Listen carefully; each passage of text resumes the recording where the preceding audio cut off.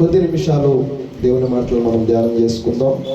దేవుని వాక్యంలోకి వెళ్ళక ముందుగా కొన్ని ప్రకటనలన్నీ చెప్తాను, పెద్దగా ఆలకించి తర్వాత దేవుని యొక్క వాక్యాన్ని కొద్ది నిమిషాలు మనం ధ్యానం చేసుకుందాం.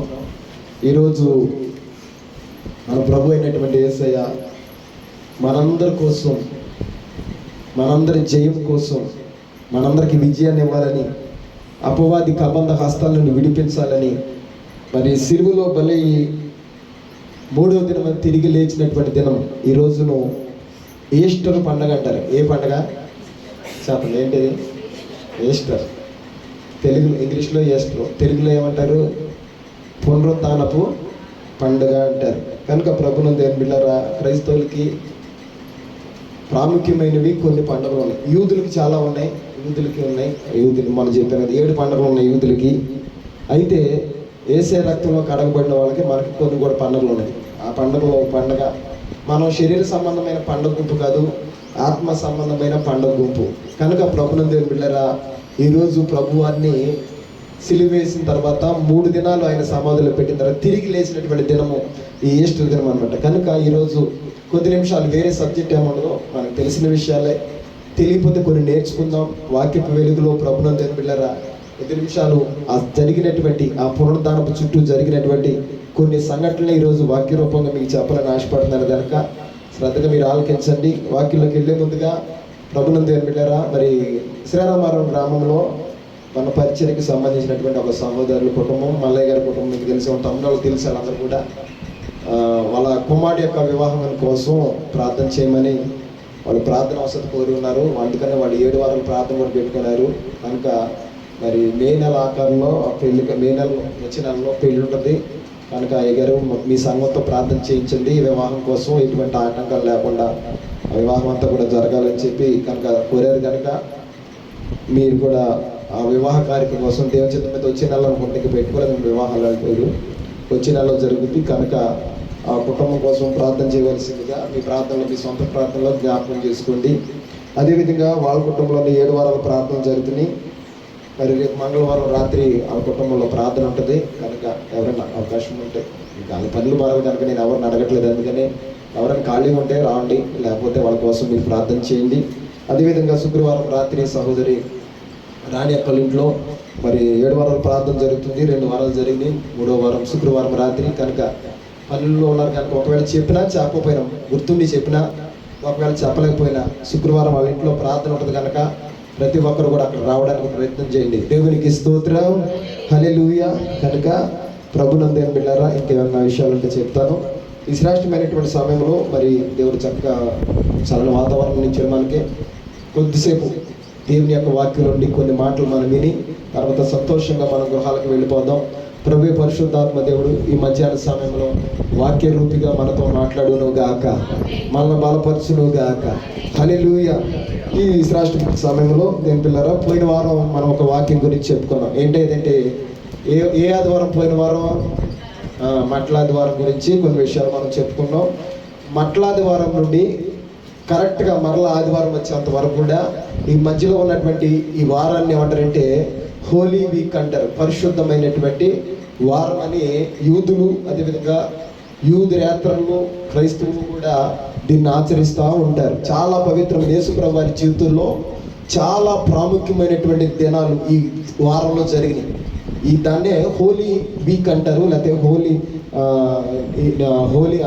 హోలీ అంటే పరిశుద్ధమైనటువంటి వారం, హోలీ వీక్ అంటారు. హోలీ వీక్ చాలా అద్భుతమైన కార్యాలు.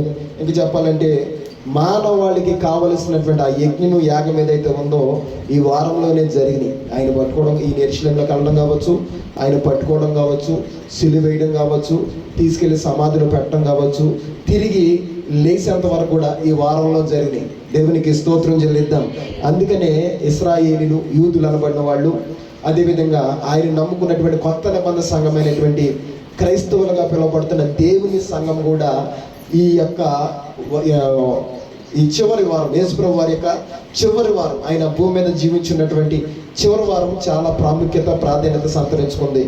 అయితే దీని గురించి కొన్ని విషయాలు మనం మాట్లాడుకున్నాం. ఎందుకు ఆయన మరి గాడిద మీద రావాల్సి వచ్చిందో, ఎందుకు అని చెప్పి చాలా విషయాలు కూడా పోయిన వారం మనం మాట్లాడుకున్నాం. ఆయన వచ్చి ఏం చేశాడో కూడా కొన్ని విషయాలు మనం మాట్లాడుకున్నాం.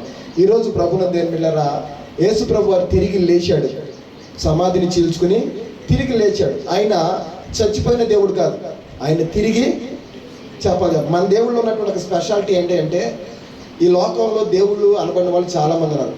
అయితే వాళ్ళ గురించి మనకు అనవసరం, మన నమ్మకం మన సిద్ధాంతం మన వేరు. కాబట్టి మన దేవుళ్ళు ఉన్న ఒక ప్రత్యేకత ఏంటంటే, ఆయన సమాధి చేయబడిన దేవుడు కాదు, కానీ చనిపోయి తిరిగి మరలా మన దేవుడు బ్రతుకున్న దేవునికి చెప్పాలంటే దేవునికి స్తోత్రం చెల్లిద్దాం. హల్లెలూయా. ప్రభునందు దేవుని బిడ్డలారా, 3 విషయాలు మీకు చెప్తాను వాక్యంలోకి వెళ్ళే ముందుగా. అవేంటి అంటే, ఈ లోకంలో పునర్జన్మ అని ఒకటి, అదేవిధంగా పునరుజ్జీవం అని ఒకటి, అదేవిధంగా పునరుద్ధానం అని 3 మాటలు ఉన్నాయి. అందరూ మనుషులు విశ్వసించే అన్నమాట ఇవి. ఏంటంటే పునర్జన్మ, పునరుజ్జీవము, మూడోది ఏంటంటే పునరుద్ధానం. 3 మాటలు ఏంటంటే, ఈ హిందువులు నమ్ముతారు ఏంటంటే, ఎక్కువ ఈ లోకంలో మనిషిగా పుట్టిన మనము మంచి కార్యాలు చేస్తే, దాన ధర్మాలు చేస్తే, లేకపోతే ఇంకా మంచిగా మనం బ్రతికితే, ఒకవేళ ఇప్పుడు చనిపోయిన పూర్వజన్మలో లేకపోతే వచ్చే జన్మలో మనం మంచిగా పుడతాము అని చెప్పి ఒక సిద్ధాంతాన్ని వాళ్ళు ఏం చేస్తూ ఉంటారంటే నమ్ముతారు. ఇది బైబిల్ నిజమని చెప్పట్లేదు, కానీ దాని గురించి మనకు అనవసరం. దాన్ని ఏమన్నారా అంటే, ప్రభునందు దేవుని బిడ్డలారా, దాన్ని పునర్జన్మ అంటే తిరిగి మరలా జన్మించడం. పునర్జన్మం అంటే మనం చేసే ఈ పాప పుణ్యాలను బట్టి మరలా జన్మలో బలిగానో పిల్లిగానో లేకపోతే మంచి మనిషిగానో ఏదో విధంగా మనం పుడతామనేటువంటి నమ్మకాన్ని ఏమన్నారంటే పునర్జన్మ అన్నారు. అదేవిధంగా పునరుజ్జీవం.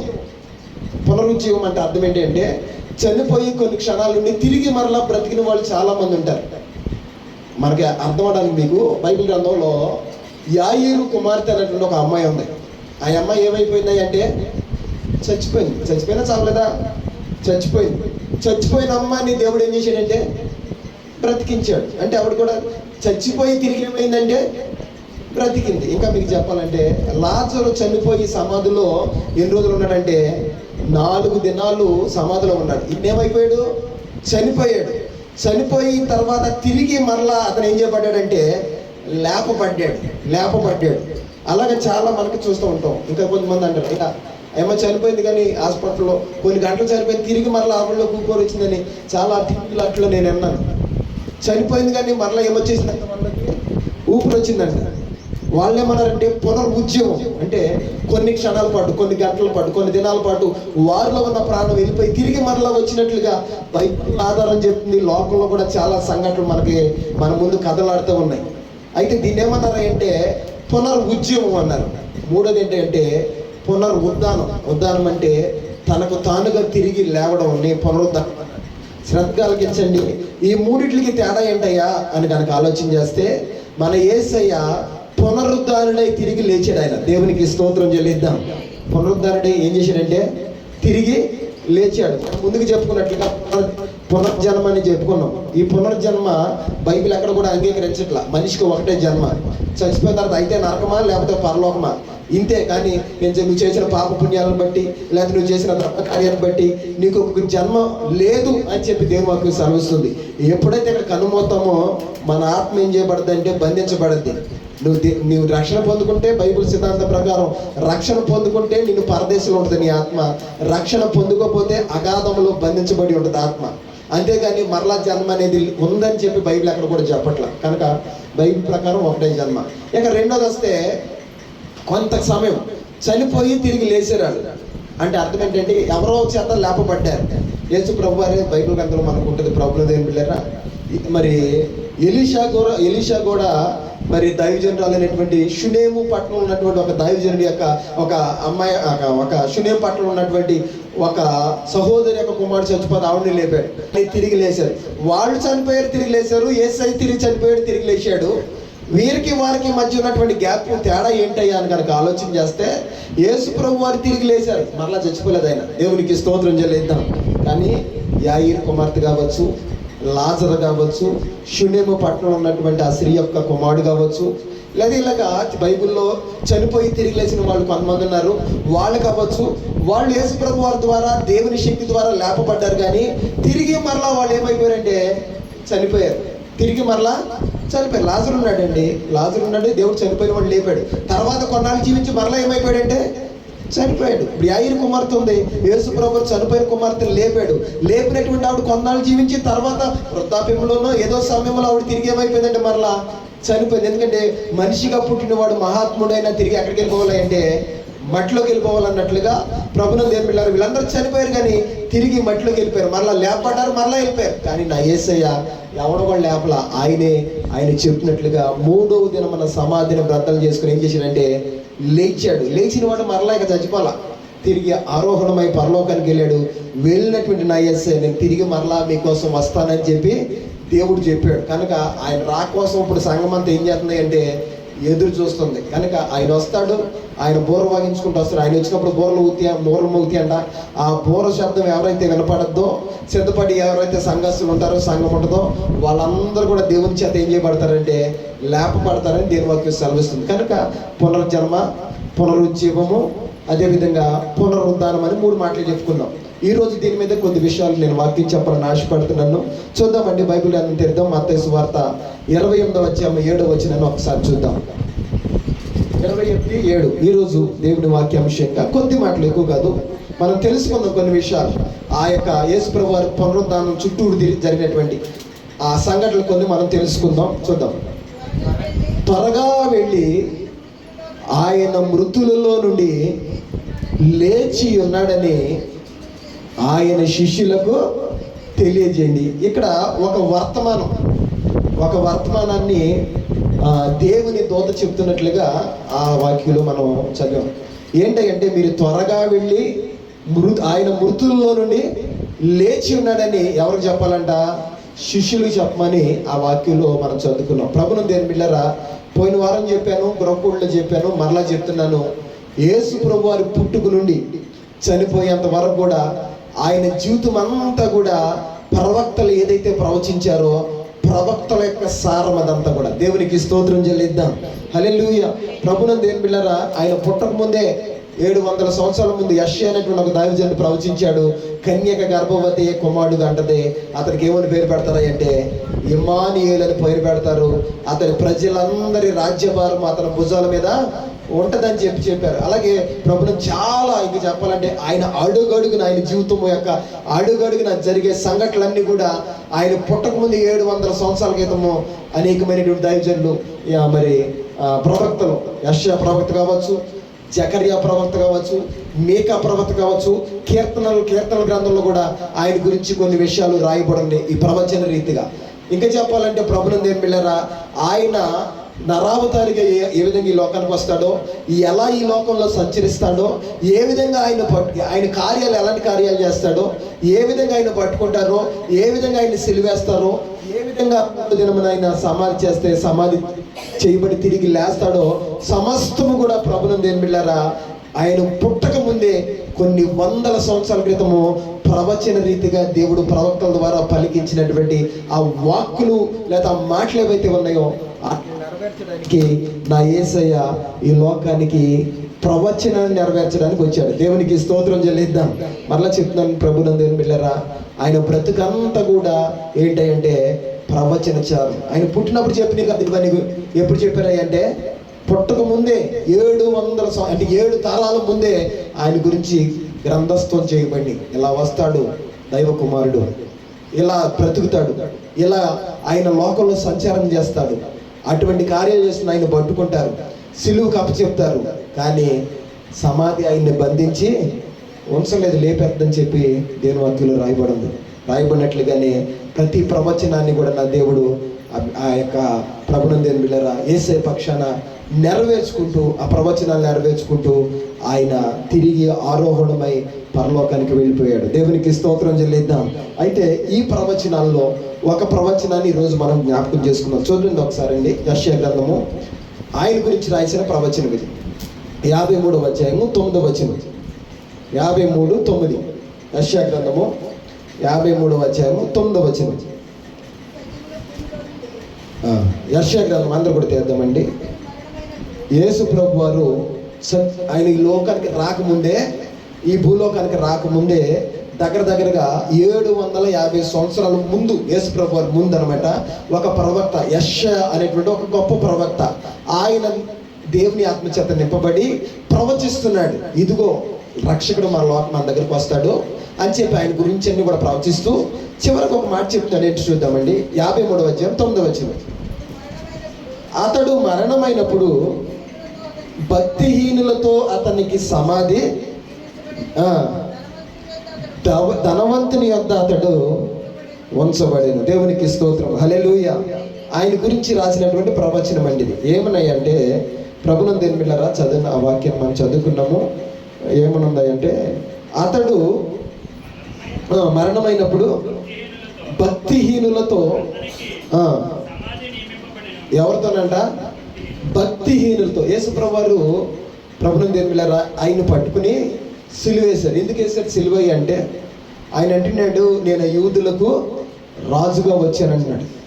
అదేవిధంగా ప్రభునందు దేవుని బిడ్డలారా, నేను ఇశ్రాయేలీయులకు దేవుడిని అంటున్నాడు.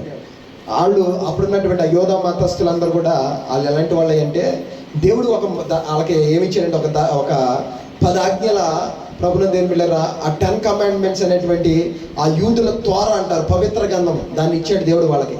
అందులో ఒక మాట రాయబడింది. ఏంటంటే, నేను తప్ప వేరే దేవుడు మీకు చెప్పాలి, నేను తప్ప వేరే దేవుడు మీకు ఉండకూడదు అని చెప్పి దేవుడు చెప్పాడు. రాయిని కానీ, రప్పను కానీ, చెట్టును కానీ, పొట్టును కానీ, అసలు ఏ రూపంలో కానీ మీరు ఏ దేవుడిని కూడా చేసుకోవద్దు, నేను వాక్యమై ఉన్నాను, వాక్ రూపంలో ఉన్నాను నేను అని చెప్పి దేవుడు చెప్పాడు. నేను తప్ప మీకు ఎవరు కూడా దేవుడు అనేవాడు ఉండకూడదు అని చెప్పాడు. అయితే ప్రభునందు దేవుని బిడ్డలారా, కొన్ని వందల సంవత్సరాలు గడిచిన తర్వాత యేసయ్య వచ్చి అంటున్నాడు, అందరూ కూడా ఆయన అద్భుతాలు చేస్తున్నాడు, ఆశ్చర్యమైన కార్యాలు చేస్తుంటే అందరూ ఈయన ప్రవచనాన్ని నెరవేర్చడానికి మనం ఎంతో కాలం నుండి ఎదురు చూస్తున్నటువంటి యూదుల రాజుగా వచ్చేటువంటి ఆ మెస్సయ్య ఈయనే దేవుడు, దైవ కుమారుడు అని చెప్పి అందరూ కూడా యేసయ్యని దేవుడిగా చూస్తున్నాడు. ఆయన కూడా అన్నాడు, నేనే దైవ కుమారుని, మీరు అన్నట్లుగానే పిలాతు కూడా, అయ్యా అందరు నేను రాజు అన్నారు, నువ్వు రాజువా అంటే, యూదులకు నువ్వు రాజువా అంటే ఏమన్నాడు తెలుసా?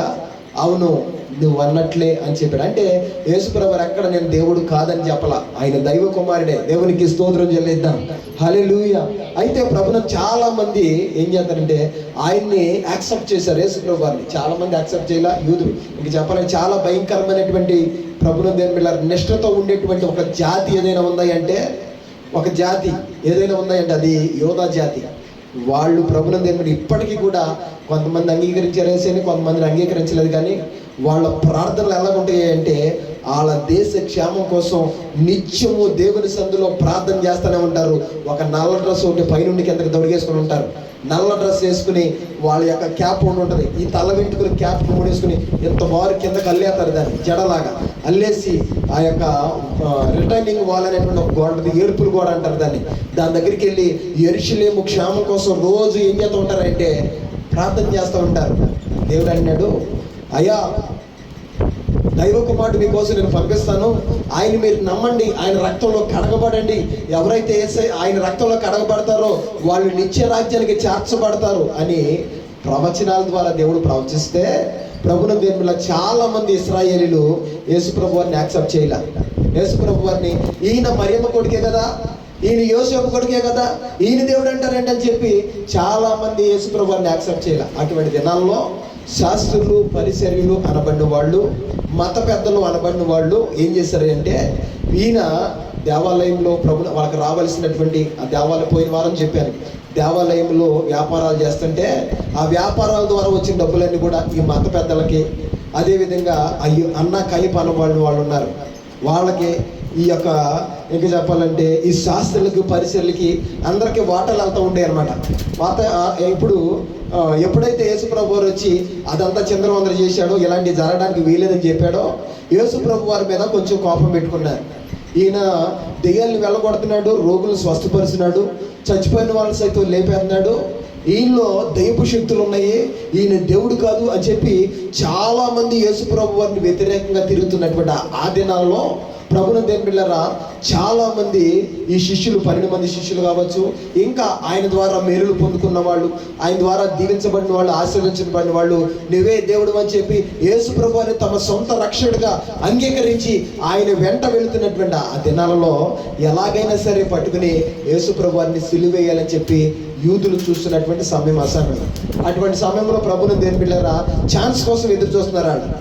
ఎప్పుడు పట్టుకుందామా, ఎప్పుడు ఆయన సిలువేసేద్దామా, ఎప్పుడు ఆయన మరణానికి అప్పచెప్పేద్దామా అని చెప్పి చూస్తున్నటువంటి సమయంలో ప్రభువును దేవుని బిడ్డలారా మరి యోధా ఇస్కరియోతు అనబడిన వాడు యేసు ప్రభువుని ఆ యొక్క ప్రధాన యాజకులకి 30 వెండి నాణాలకి అమ్మేస్తాడు. అమ్మేసినప్పుడు యేసు ప్రభు వారు ఆ గెత్సేమనే తోటలో ప్రార్థన చేసుకుంటూ ఉంటాడు.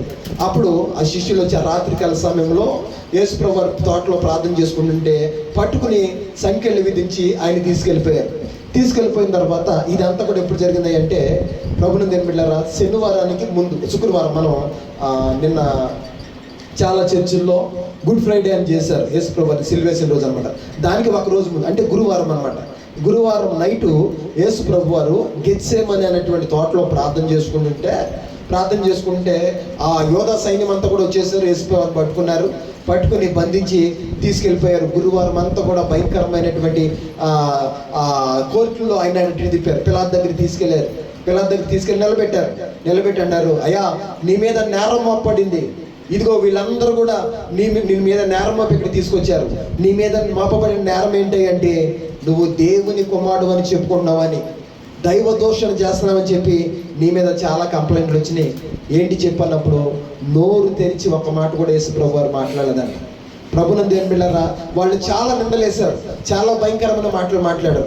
ఆ సమయంలో అనేక చోట్లకి న్యాయస్థానాలకు రాత్రంతా ఆ గురువారం నైట్ అంతా కూడా తిప్పారు. రాత్రికాల సమయంలో ఆయన బంధించి ఒక చీకటి గుహలో పెట్టేసి ఒక డెత్ సెంటెన్స్, ఒక ప్రభువును దేవుని బిడ్డలారా మరణ శాసనాన్ని పిలాతు అనబడిన ఆయన యేసు ప్రభు వారి పక్షంగా చెప్పేది. ఎందుకంటే ఏ విధంగా అతన్ని విడిపించాలి, యేసు ప్రభువుని విడిపించాలని చూసినప్పటికీ యోధా మత పెద్దలందరూ కూడా అంటున్నారు ఏకకంఠంతో మూకకంఠంతో ఆయన సిలువేయాలి అని చెప్పి భయంకరంగా కేకలు వేస్తున్నారు. ఇంతకీ సిలువ అంటే ఏంటయ్యా, ఎవరికి సిలువ వేస్తారయ్యా అంటే ప్రభువును దేవుని బిడ్డలారా పురాతన కాలంలో పాత నిబంధన గ్రంథంలో రాయబడిన మాట ఏంటి అంటే డొమిషియన్లు అనబడిన వాళ్ళు ఈ సిలువ శిక్షను తీసుకొచ్చారంట.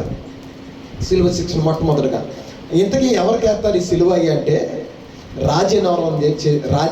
రాజుకి విరుద్ధంగా ఏదైనా నేరం చేసిన వాళ్ళకి, దొంగతనాలు దోపిడీలు చేస్తున్న వాళ్ళకి, బందిపోటు దొంగలు అంటారు కదా వాళ్ళకి, అదేవిధంగా ఎవరినైనా సరే హత్యలు చేసి ఎక్కువగా మర్డర్లు చేసిన వాళ్ళకే ఈ సిలువ శిక్ష అనేది రోమన్లు విధిస్తూ ఉండేవాళ్ళంట. దీని యొక్క కట్టడి ఏంటి అంటే ఎలా వేస్తారు అంటే ప్రభువుని నేరం ఆరోపించబడినటువంటి వ్యక్తిని తీసుకుని ఆ వ్యక్తి చేత ఆ సిలువను మోయించుకుంటూ అక్కడ పైకి తీసుకెళ్ళి ఎక్కడైతే వేయాలనుకుంటున్నారో అక్కడ తీసుకెళ్ళి అక్కడ ఈ యొక్క తాళ్ళతో ఇలా చేతులు కట్టేదనమాట. తాళ్ళతో చేతులు కట్టేసి కాళ్ళు కట్టేసి భయంకరంగా వాళ్ళ ఇష్టం వచ్చినట్లుగా ఆ సిలువలో వేలాడుతున్న వాళ్ళని కర్రలతో, ఈట్లతో, బళ్ళలతో కొట్టేస్తూ ఉంటారు.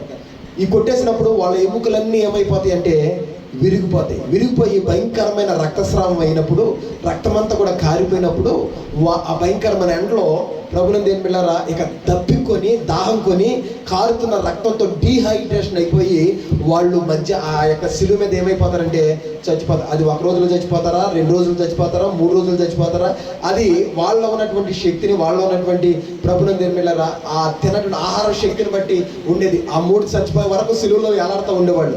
ఈ లోపల కాకులు వచ్చి పొడిచి, లేదా ఈ లోపల గ్రద్దలు వచ్చి, రాబందులు వచ్చి పొడుచుకుని తినేస్తూ ఉండే. ఇలాగా ఆ సిలువ మీద నిలువున ప్రాణాలు తీసేస్తూ ఉండాలన్నమాట.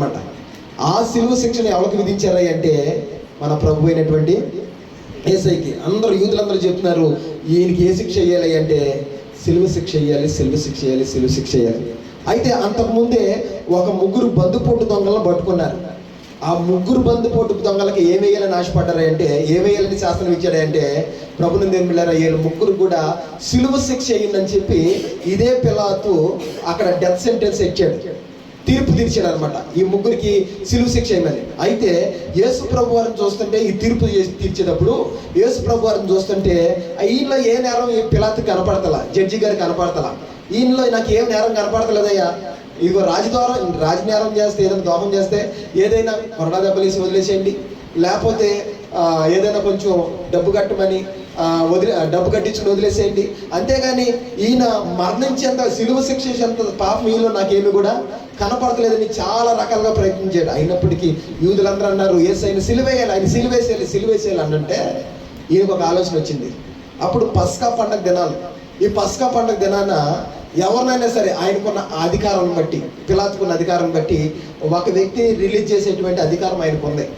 అయితే ఆయన ఏం చెప్పాడంటే, ఇదిగో పస్కా పండుగలో మరి నాకు రోమన్ ప్రభుత్వం ఇచ్చిన అధికారాన్ని బట్టి మీలో ఎవరినైనా సరే ఒకళ్ళని విడుదల చేసే శక్తి నాకు ఉంది కనుక ఇదిగో యేసు మీ ముందు ఉన్నాడు, యేసు మీ పక్కన పెడుతున్నాను. ఇటు పక్కన ఈ దొంగల ముఠ ముగ్గురు పట్టబడ్డారు కదా, దొంగల ముఠ. ఈ దొంగల ముఠలో వాళ్ళ నాయకుడు అయినటువంటి వాడు ఉన్నాడు, పేరైన బర్రబ్బా. ఈ బర్రబ్బా ఒకరిని పక్కన పెట్టాడు. వీళ్ళిద్దరిని మీ ముందు పెడుతున్నాను, నాకు ఒక అధికారం ఉంది, వీళ్ళిద్దరిలో ఒకరిని విడుదల చేసే అధికారం. కనుక మీకు యేసయ్యని విడుదల చేయమంటారా, లేకపోతే బర్రబ్బాని విడుదల చేయమంటారా? యేసయ్య ఈయన ఏం చేశాడయ్యా? యేసయ్య అంటే చచ్చిపోయిన వాడిని తిరిగి లేపాడు. ప్రభువును దేని పిల్లరా, కళ్ళు లేని వాడికి కళ్ళు ఇచ్చాడు, దెయ్యాలు పట్టిన వాళ్ళు విడిపించాడు, రోగగ్రస్తులు బాగు చేశాడు, అనేక మేలు చేసిన ఈయన ఏం చేశాడు అంటే కుటుంబాలను విచ్ఛిన్నం చేశారు.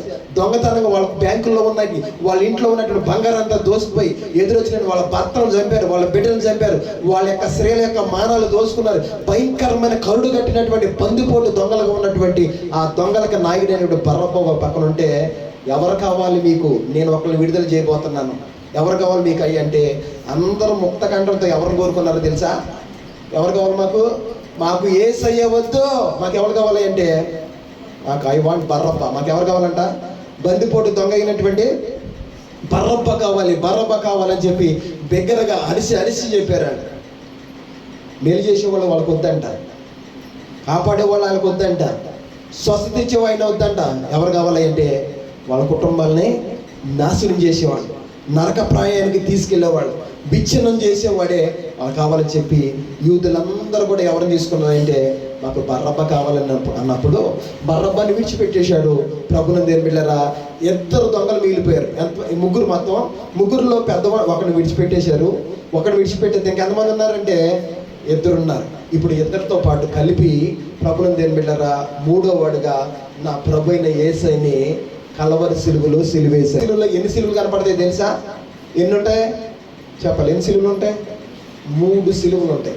ముగ్గురు నేసారు సిలువ, ముగ్గురు నేసారు. ఆ ముగ్గురులో మధ్యనున్నది ఎవరై అంటే నా ప్రభు అయినటువంటి యేసయ్య. ప్రభువును దేని బిడ్డలారా, అవన్నీ చెప్పడానికి సమయం కాదు, కానీ ఇవన్నీ గుడ్ ఫ్రైడే రోజున చెప్తారనమాట. మనకు ఆరాధన లేదు కనుక చెప్పలేము. 7 మాటలు అని చెప్పి 7 సంఘంలో ఉన్నటువంటి 7కి 7వ మాట పాస్టర్ గారు తీసుకుని మిగతా 6 మాటలు సంఘంలో ఉన్నటువంటి విశ్వాసులకి ఇస్తారు చెప్పమని.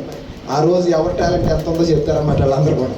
అయితే ప్రభువును దేని బిడ్డలారా, ఆ రోజున ఈ యొక్క 7 ప్రభువారి సిలువలో పలికినటువంటి 7 మాటలు ఆ దొంగలు క్షమించమని ప్రభువును కోరడం ఇవన్నీ ఉంటాయి. అయితే ఇక్కడ ఎందుకు చెప్తున్నాను ఈ మాటలు అంటే, ఇక్కడ మనం ఒక వాక్యం చదువుకున్నాం. ఈ యొక్క యెషయా గ్రంథము ఈ యొక్క 53వ అధ్యాయం 9వ వచనంలో తమ్ముడు చదివినట్లుగా, భక్తిహీనులతో ఆయనకు సమాధి చదివినారు సార్ చదవమాట.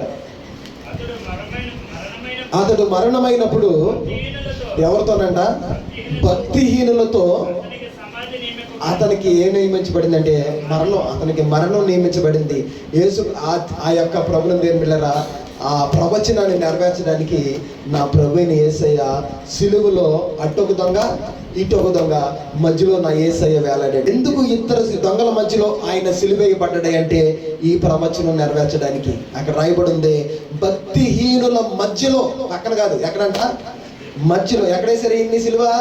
ఈ పక్కన ఒక దొంగ ఉన్నాడు, ఈ పక్కన ఒక దొంగ ఉన్నాడు, మధ్యలో వేశారు. యేసు ప్రభు వారు భూమి మీదకి రాకముందే ప్రభువును దేని బిడ్డలారా, దగ్గరగా 700 సంవత్సరాల ముందు యెషయా అనే ప్రవక్త ఈయనకు ప్రవచనం ద్వారా ప్రవచించాడు. ఏమన్నాయి అంటే, ఆయన వస్తాడు, దేవుని కుమారుడు ఈ లోకానికి వస్తాడు, కన్యమరి గర్భం ఈ లోకానికి వస్తాడు, ఎలా జీవిస్తాడో, ఎలా అద్భుతాలు చేస్తాడో, ఎలా పట్టుకుంటారో అవన్నీ కూడా చెప్పాడు. తిరిగి సిలువ ఎక్కడేస్తారో, ఎలా చనిపోతాడో కూడా చెప్పాడు. చెప్తూ అంటున్నాడు, ఆయన ఇద్దరు దొంగల మధ్యన ఆయన ఏం చేస్తారంటే సిలువేస్తారు. ఇద్దరు భక్తిహీనుల మధ్యలో, భక్తి అంటే భక్తిలో హీన దశకి వెళ్ళిపోయిన వాళ్ళ మధ్యలో ఆయన సిలువేస్తారు.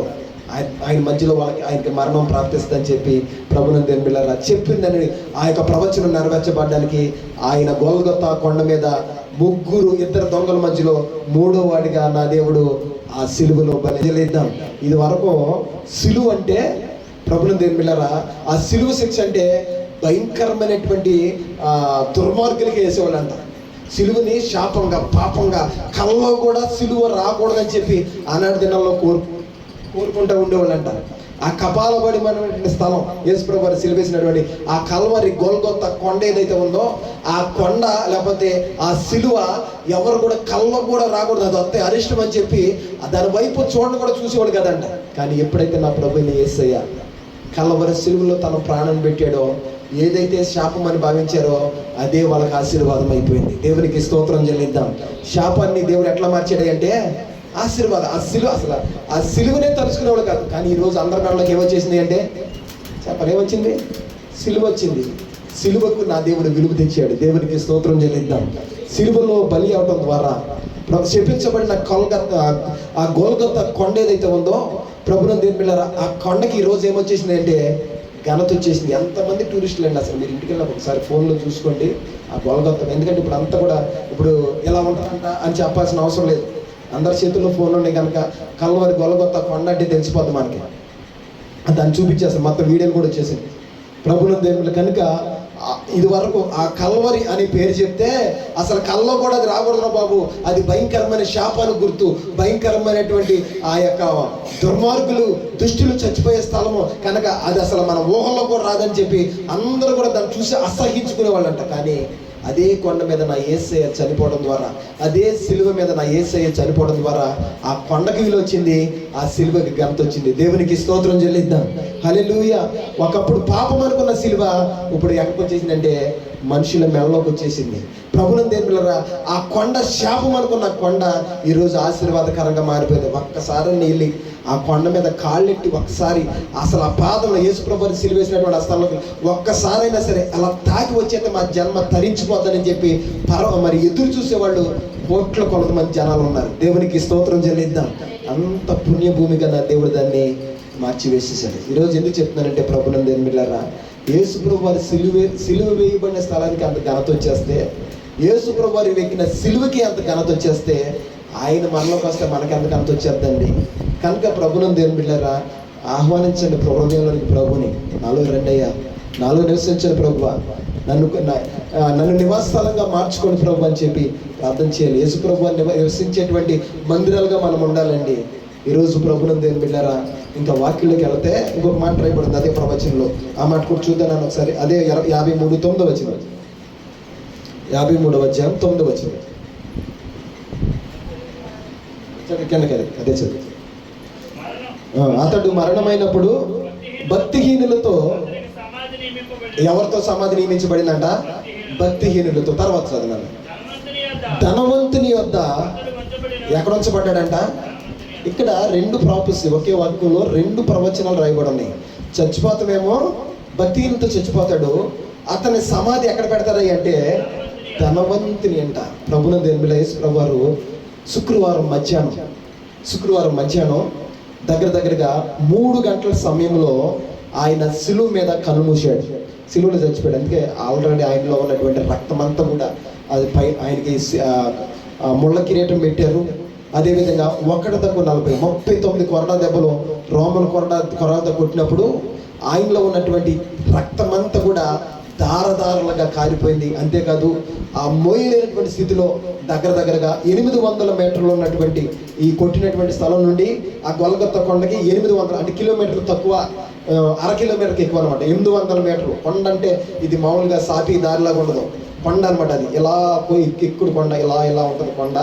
ఆ కొండ పైకి ఎక్కాలి. ఈ సిలువను ఎత్తుకుని దగ్గర 150 కేజీల బరువు ఉన్నటువంటి ఈ సిలువను ఎత్తుకుని యేసుప్రభు వారు కొండ ఎక్కుతూ ఉంటే ఆయన గాయాలలో ఉన్నటువంటి ఆ గాయాల ద్వారా రక్తమంతా కూడా కింద కారిపోయి ఆయనలోకి ఏ మాత్రం కూడా ఓపిక లేక, ఏ మాత్రం కూడా రక్తం లేక ప్రభునందు దేవుని బిడ్డలారా, యాక్చువల్గా సిలువ మరణం వేసిన వాళ్ళు 2-3 రోజుల వరకు చచ్చిపోరంట. కానీ నా ప్రభుని యేసయ్య ఉదయం 9 గంటలకి సిలువ శిక్ష ప్రారంభిస్తే కొరడా దెబ్బలు కొట్టి ఆ యొక్క తల మీద ఆ యొక్క ముండి కిరీటం పెట్టి ఆ సిలువను మోపించుకుంటూ 9 గంటలకు ప్రారంభమైనటువంటి ఈ సిలువ యాత్ర ఏదైతే ఉందో ప్రభునందు దేవుని తీసుకెళ్ళి దగ్గరగా 3 గంటల సమయం వరకు జరిగింది.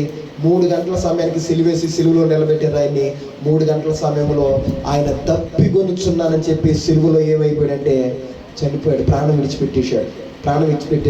విడిచిపెట్టినప్పుడు ప్రభునందు దేవుని బిడ్డలారా, అక్కడ ఉన్నటువంటి ఆ రోమ సైనికులు ఏం చేశారంటే ఈయన బతుకున్నాడా చచ్చిపోయాడని చెప్పి బల్లిని తెచ్చి ఒక పోటు పొడిచారంట. ఇక్కడ డొక్కలో పొడిచినప్పుడు ఆ డొక్కలో ఉన్నటువంటి చివరి రక్తపు బిందువులు కూడా ఏమైపోయినంటే కారిపోయినాయి.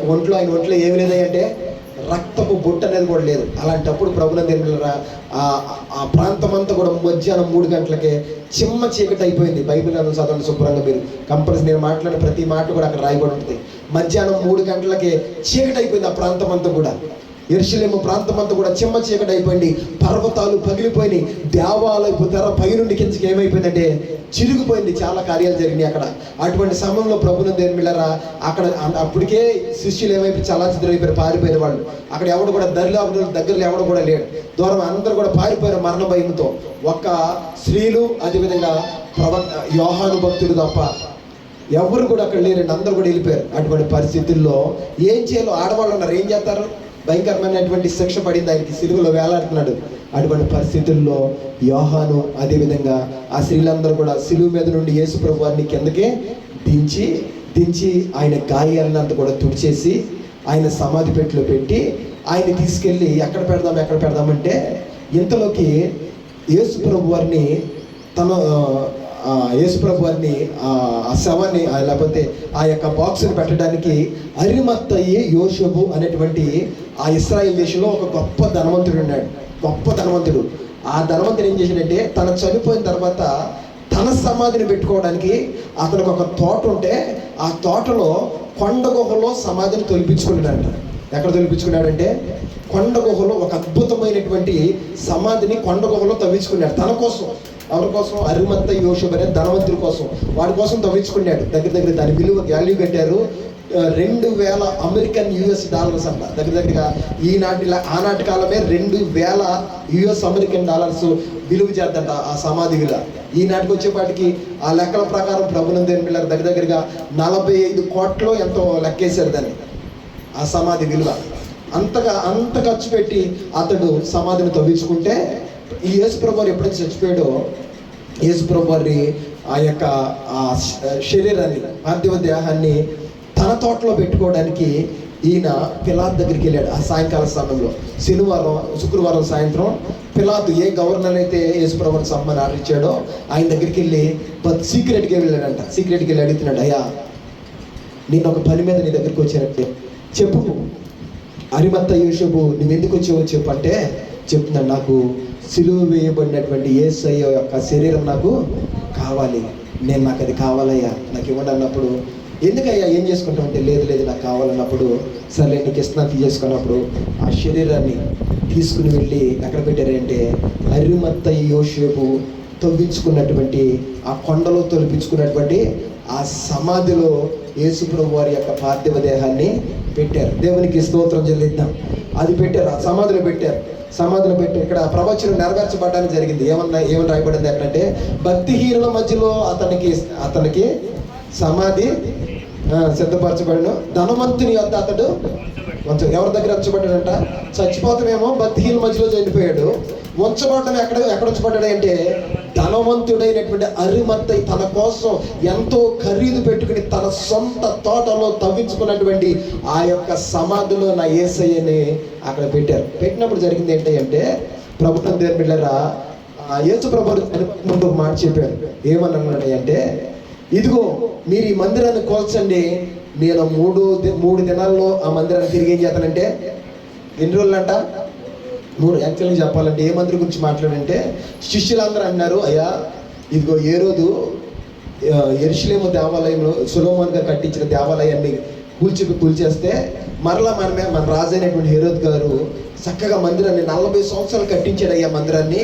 శృంగార దేవాలయం అని దీనికి పేరు పెట్టారు. ఎంత సుందరంగా ఉందో చూడు ప్రభు అని చెప్పి శిష్యులందరూ కూడా యేసుప్రభు అంటే యేసుప్రభు అన్నాడు, ఇదిగో ఈ మందిరంను కూల్చండి, నేను 3 దినాల్లో దీన్ని ఏం చేస్తానంటే లేపుతాను అని దేవుడు చెప్పాడు, ప్రభువారు చెప్పాడు. ఆయన చెప్పి వీళ్ళు అనుకున్నారు ఈయన 40 సంవత్సరాలు కట్టిన మందిరాన్ని 3 దినాల్లో లేపుతాను అన్నాడు అని వీళ్ళు అనుకున్నారు. కానీ నా ప్రభు అయిన యేసయ్య దేని గురించి మాట్లాడాడు అంటే తన శరీరం అనే మందిరం గురించి దేవుడు మాట్లాడాడు.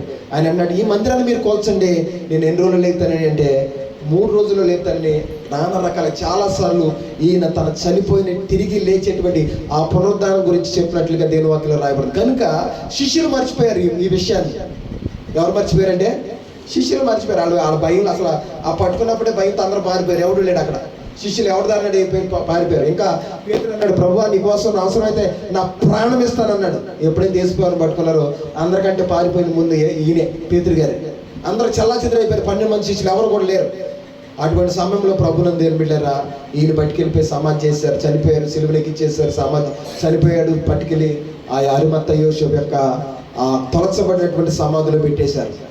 అటువంటి పరిస్థితుల్లో ఇప్పుడు స్త్రీలకు ఒక బాధ వచ్చేసింది. ఆడవాళ్ళకి ఏంటంటే, అయ్యో దెయ్యాల చేత పీడించబడుతున్నటువంటి 7 దెయ్యాలు పట్టి పీడించబడుతున్నటువంటి నా బ్రతుకుని ఈ యేసయ్య ఏం చేశాడంటే బాగు చేశాడు అని ఒక మర్యాద.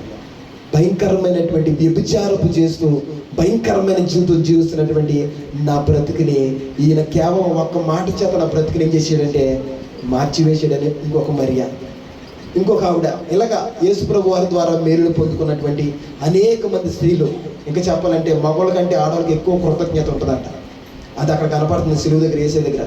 యేసుప్రభు వారు చనిపోయినప్పుడు అక్కడ ఉన్నది ఎక్కువ మంది ఎవరంటే అవసరమైతే నా ప్రాణం ఇచ్చేస్తామన్నటువంటి శిష్యులు లేరండి అక్కడ. ఎవరున్నారంటే దేవుని ద్వారా మేలు ఎవరైతే పొందుకున్నారో, దేవుని ద్వారా ఎవరైతే కార్యాలు చూశారో ఆ స్త్రీలందరూ కూడా చచ్చిపోయినప్పుడు ప్రభు పాదాల దగ్గర వాళ్ళ హృదయంలో ఒక బాధ, రే యేసుప్రభు వారికి సరే ఆ యొక్క శరీరానికి సరిగ్గా మేము ఏం చేయలేకపోయామంటే అత్తరై చల్లపోయాము, ఆ శరీరాన్ని అలంకరించలేకపోయామేమని చెప్పి వాళ్ళ హృదయంలో ఎక్కువ బాధ ఉంది. ఇశ్రాయేలీలు యూదులు చచ్చిపోయినటువంటి శవాలకి ఇచ్చే ప్రాధాన్యత, సమాధులకి ఇచ్చే ప్రాధాన్యత అంతా ఇంత కాదండి. ఎందుకంటే వాళ్ళకి ఒక నిరీక్షణ ఉంది, యేసుప్రభు తిరిగి మళ్ళీ రాబోతున్నాడు, వచ్చినప్పుడు సమాధులన్నీ కూడా తెరవబడతాయి కనుక అందరూ కూడా పైకి వెళ్తారని చెప్పి యోధా కాలం నుండి కూడా సమాధుల్ని ప్రిజర్వ్ చేసేటువంటి ఆ సమాధుల్ని భద్రపరిచేవాడు, సమాధులను చాలా జాగ్రత్తగా చూసుకునేవాడు, ఆ యొక్క సమాధి కార్యక్రమం చాలా బాగా చేసేవాడు. అయితే యేసుప్రభు వారిని 3 గంటల సమయంలో చనిపోయినప్పుడు అదంతా భయాందోళన ఉంది వాతావరణం అంతా కూడా. కనుక చేయాల్సిన ఏం చేయలేక హడావుడిగా బాక్సులు పెట్టి తీసుకెళ్ళిపోయి ఆ సమాధిలో పెట్టేశారు. అయితే ప్రభునందు దేవుని బిడ్డలారా ఆయన చెప్పాడు, నేను 3వ దినమున తిరిగి లేస్తానని చెప్పాడు. ఈ స్త్రీలు మర్చిపోయారు, ఆడవాళ్ళు మర్చిపోయారు, ఆయన శిష్యులు మర్చిపోయారు, అందరూ మర్చిపోయారు. కానీ ఎవరు గుర్తెట్టుకున్నారో తెలుసా? ఆ దేశాన్ని పరిపాలిస్తున్నటువంటి ఆ రోమా చక్రవర్తులు కావచ్చు, ఎవరైతే యేసుప్రభుని సిలువేయండి అని చెప్పారో ఆ యొక్క ప్రధాన యాజకులు కావచ్చు, వీళ్ళందరూ గుర్తుంది. కనుక చనిపోయి సమాధి చేసిన తర్వాత వీళ్ళు ఏం చేశారంటే అన్న కయ్యప్ప అనబడిన వాళ్ళు ఏం చేశారంటే మళ్ళా పిల్లల దగ్గరికి వెళ్ళి, అయ్యా ఇదిగో చనిపోయిన శిలువలో చనిపోయినటువంటి ఆ దుష్టుడు ఆ యేసు ఆయన చెప్పాడు బతుకున్న దినాల్లో నేను 3వ దినం తిరిగి నేను లేస్తానని చెప్పాడు. కనుక అతను లేకపోయినా సరే ఈ శిష్యులు ఆ సమాధి యొక్క రాయిని తొలగించి ఆ శవాన్ని బయటికి తీసుకొచ్చి ఆయన లేచారని చెప్పి విష ప్రచారం చేస్తారయ్యా. కనుక మీరు ఏం చేస్తారంటే దానికి సెక్యూరిటీ పెట్టాలి. కనుక మీరు చైన్లతో దాన్ని బంధించి రాజ్యముద్ర దానికి వేయండి, ఎవరు కూడా దాన్ని తాకకుండా. అంతేకాదు 3వ దినం లేస్తానన్న కనుక రేపు ఉదయకాల సమయంలో ఒకవేళ లేస్తాడేమో కనుక అక్కడ కొంతమంది సైనికులు ఏం చేయండి అంటే కాపలాగా మీరు అక్కడ పెట్టండి అని చెప్పినప్పుడు ప్రభునందు దేవుని బిడ్డలారా వీళ్ళ మాటలు విని అక్కడ ఒక 2 టన్నుల బరువు ఉన్నటువంటి ఒక రాయిని సమాధికి అడ్డంగా దొరిలించారంట. దేవునికి స్తోత్రం చెల్లిద్దాం. అంతేకాదు దానికి రోమా ప్రభుత్వపు సీల్ ముద్ర. ఇప్పుడు కొన్ని ఇళ్ళు బ్యాంకులో ప్రభునందు దేవుని బిడ్డలారా కోర్టులో సీజ్ చేసినప్పుడు ఇంటికి ఏమేస్తారా అంటే సీల్ వేస్తారు, గవర్నమెంట్ వారు సీల్ వేస్తారు. ఆ సీల్ వేసిన వారిని ఎవడు కూడా తీయడానికి వీల్లేదు. దాన్ని ముద్ర అంటారు, ముద్ర, గవర్నమెంట్ ముద్ర. ఆ ముద్ర వేశారనమాట. ఈ సమాధికి చైన్లతో కట్టేసి దానికి ఒక ముద్ర వేసాడు.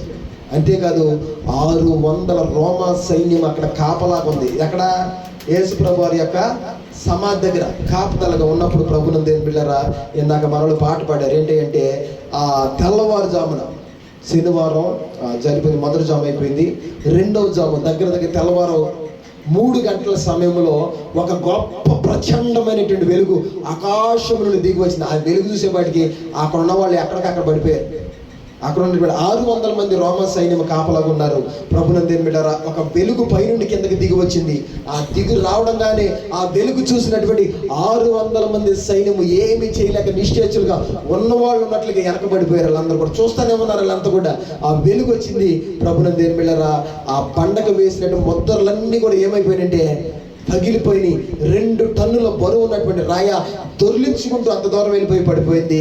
సమాధిలో ఉన్నటువంటి నా యేసయ్య పునరుద్ధానుడై తిరిగి పైకి లేచాడు. దేవునికి స్తోత్రం చెల్లిద్దాం. ఆయన గురించి రాయబడిన ఒక మాట ఉంది. అపోస్తుల కార్యముల గ్రంథము 2వ అధ్యాయము 24వ వచనంలో రాయబడి ఉంటుంది. ఒకసారి చూద్దాం ఆ మాటని. అపోస్తుల కార్యముల గ్రంథము 2వ అధ్యాయము 24వ వచనం చూద్దాం ఒకసారి త్వరగా. మరణము ఆయనను బంధించుట అసాధ్యము కనుక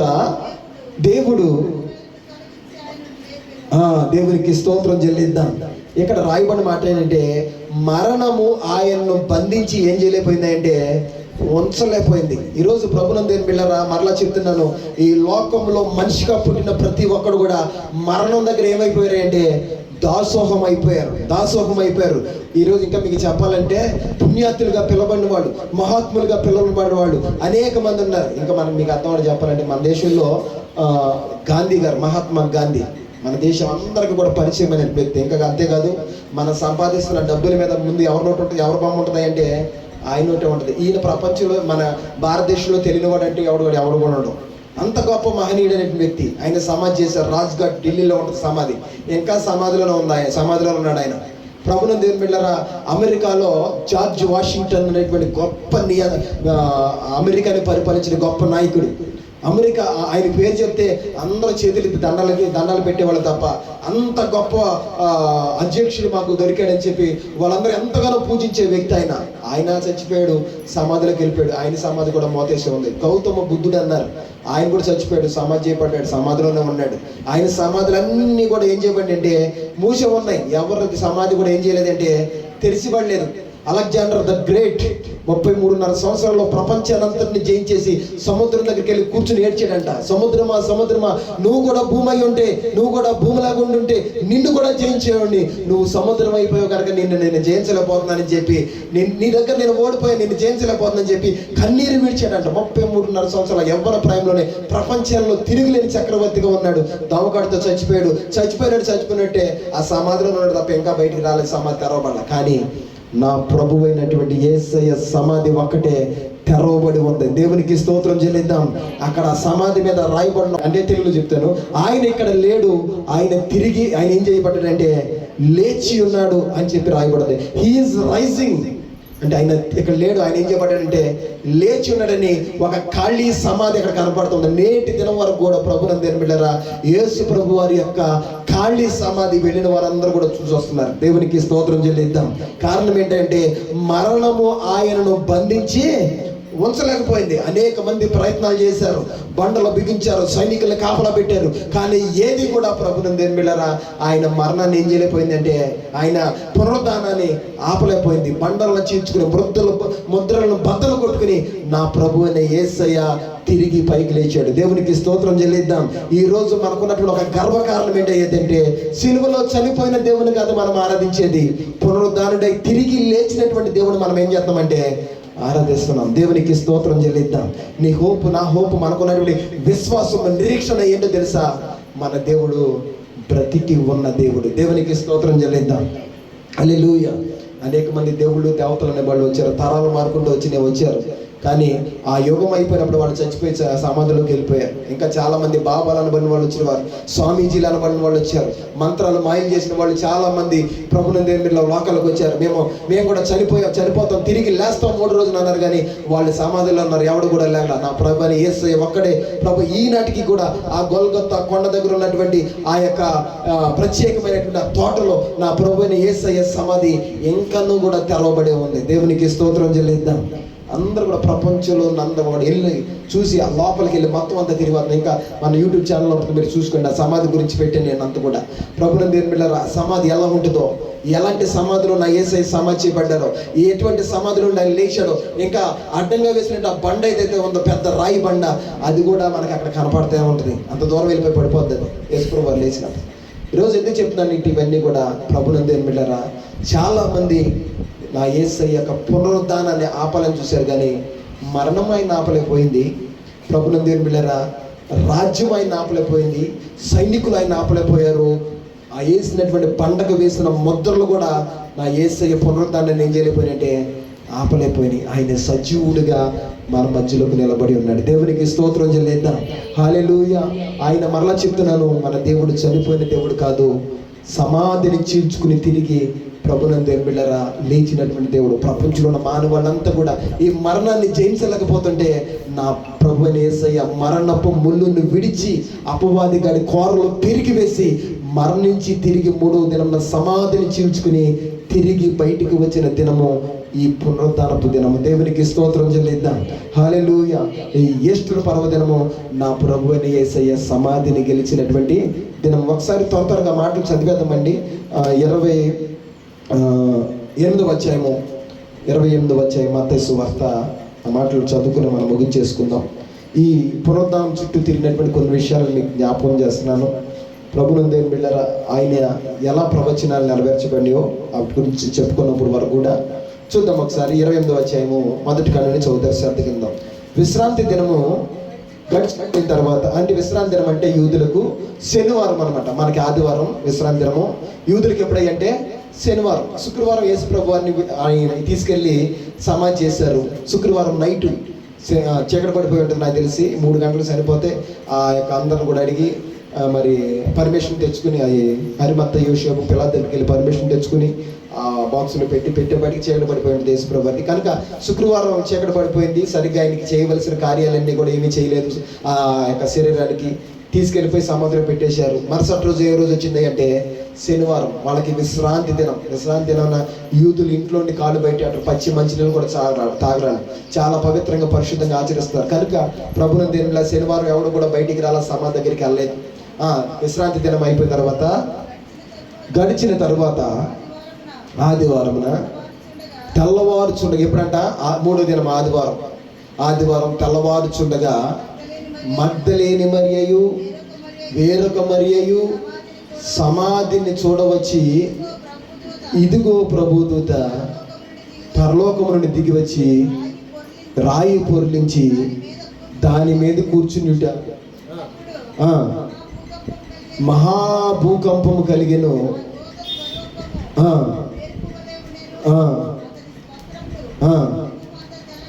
తెల్లగా ఉండెను. అతనికి భయపడటం వలన కావలి వారు వణికి చచ్చిన వారి వలె ఉండిరి. దూత ఆ స్త్రీలను చూసి, మీరు భయపడకుడి, సిలువ వేయబడిన యేసును మీరెందుకు వెతుకుచున్నారు? ఆయన ఇక్కడ లేడు, తాను చెప్పినట్లే లేచి ఉన్నాడు. ప్రభు పండుకొనిన స్థలమును చూచి త్వరగా వెళ్ళి ఆయన మృతులలో నుండి లేచి ఉన్నాడన్న సంగతి ఆయన శిష్యులకు తెలియజేయండి. ఇదిగో ఆయన గలిలయలోకి మీకు ముందుగా వెళ్ళుచున్నాడు, అక్కడ మీరు ఆయన చూతురు. దేవునికి స్తోత్రం. హల్లెలూయా. ప్రభునందు దేవుని బిడ్డలారా, యేసు ప్రభు వారు ఆదివారం తెల్లవారుతుండగా ఆయన చెప్పినట్లుగా ఒక దూత వచ్చింది పరలోకము నుండి. దూత వచ్చినప్పుడు ఆ వెలుగు ఆ దూత మెరుపు వలె ఉంది. ఆ వెలుతురు చూసి తట్టుకోలేక అక్కడ ఉన్నటువంటి ప్రభునందు దేవుని బిడ్డలారా, ఆ రోమా సైనికులు చచ్చిన వాళ్ళ వలె పడిపోయి ఉన్నారు. పెద్ద మహాభూకంపం కలిగిందంట. ఆ రాయి, ఆ బండలు దిగిపోయినాయి, ఆ మొత్తలు పగిలిపోయినాయి, రాయి దొర్లుకుంటూ వెళ్ళిపోయింది. నా ప్రభువైన యేసయ్య లోపల నుండి పునరుద్ధానుడే బయటకు వచ్చేసాడు. అయితే ఇప్పుడు తెల్లవారుతుండగా ఈ స్త్రీలందరూ కలిసి పొద్దున్నే ఎక్కడికి బయలుదేరి వచ్చారయ్యా అంటే, ఎక్కడికి వచ్చారు చెప్పండి? పొద్దున్న సమాధులు, ఆడవాళ్ళు సమాధుల దగ్గర వెళ్తారండి పొద్దున్న. వీళ్ళకున్న ఆశ ఏంటంటే, అయ్యో నా బాబైన యేసయ్యకి, నన్ను బాగు చేసిన యేసయ్యకి, నన్ను రక్షించిన యేసయ్యకి, మరణ పరక మీద నుండి నన్ను లేవనెత్తిన యేసయ్యకి ఆయన బాడీకి సరిగ్గా చేయవలసిన కార్యక్రమాలు చేయలేదు కనుక ఆయన శరీరాన్ని ముస్తాబు చేయాలని చెప్పి శనివారం ఎలాగో, శుక్రవారం చీకటి పడిపోయింది, శనివారం వాళ్ళకి విశ్రాంతి దినం వచ్చింది కనుక ఎవరు కూడా బయటికి రాకూడదు. తర్వాత అందుకనే ఎప్పుడైతే విశ్రాంతి దినం అయిపోతుందో తెల్లవారుతూ ఉండగా మొదటి జాములోనే 3 గంటల సమయంలో ఆడవాళ్ళందరూ కూడా ఎవరైతే దేవుని ద్వారా మేలు పొందుకున్నారో, ఎవరైతే విడిపించబడ్డారో, ఎవరైతే స్వస్థపరచబడ్డారో, దేవుని ద్వారా ఉపకారాలు అద్భుతాలు ఎవరైతే పొందుకున్నారో, ఈ స్త్రీలందరూ కూడా కలిసి ఏం చేశారంటే పొద్దున్న ఎక్కడికి వచ్చేసారంటే సమాధి దగ్గరికి వచ్చారు. వాళ్ళు ఎవరి దగ్గరికి వచ్చి ఎవరిని చూడడానికి వచ్చారంటే యేసయ్యని చూడడానికి వచ్చారు. యేసయ్యకి చేతులు అత్తర పట్టుకుని, పన్నీరు పట్టుకుని, సుగంధ ద్రవ్యాలు పట్టుకుని, పూలు అవన్నీ కూడా తీసుకుని ఆ శరీరానికి అలంకరించాలి అని చెప్పి అందరూ కూడా వచ్చేప్పటికి తీరా చూసేప్పటికి ఇక్కడ పరిస్థితి ఎట్లా ఉన్నాయి అంటే రాయి దొరిలించబడి ఉంది. అక్కడ ఉన్న వాళ్ళందరూ కూడా పడిపోయి ఉన్నారు. తెల్లని ఒక వెలుగు కనపడుతుంది. ఆ దూత ఆ వెలుగులో నుండి వాళ్ళతో మాట్లాడుతుంది. సిలువ వేయబడిన క్రీస్తుని మీరు ఎక్కడ ఎందుకు ఎత్తుతున్నారు? ఆయన చెప్పినట్లుగా ఆయన తిరిగి లేచున్నాడు. వెళ్ళండి, చూడండి, సమాధి చూడండి. ఆయన కట్టినటువంటి ఆ బట్టలు చూడండి, వెళ్ళి ఆయన పునరుద్ధరణ లేచున్నాడని చెప్పి తీసుకెళ్లి సమాధి లోపలంతా కూడా తిప్పి చూపించి, ప్రభునందు దేవుని బిడ్డలారా, ఆయన మీకంటే ముందుగా ఎక్కడికి వెళ్తున్నాడంటే గలిలయలోకి వెళ్తున్నాడు. అక్కడికి వెళ్ళి కలుసుకోండి. ఈ విషయాన్ని మీ శిష్యులకు పారిపోయినటువంటి ఎవరు చెప్పండి అంటే శిష్యులకు చెప్పండి అని చెప్పి స్త్రీలతో దేవుడు మొట్టమొదటిగా మాట్లాడాడు. పునరుద్ధరణ దేవునికి స్తోత్రం చెల్లిద్దాం. హల్లెలూయా. చాలా మంది అంటారు స్త్రీలు తక్కువ అని.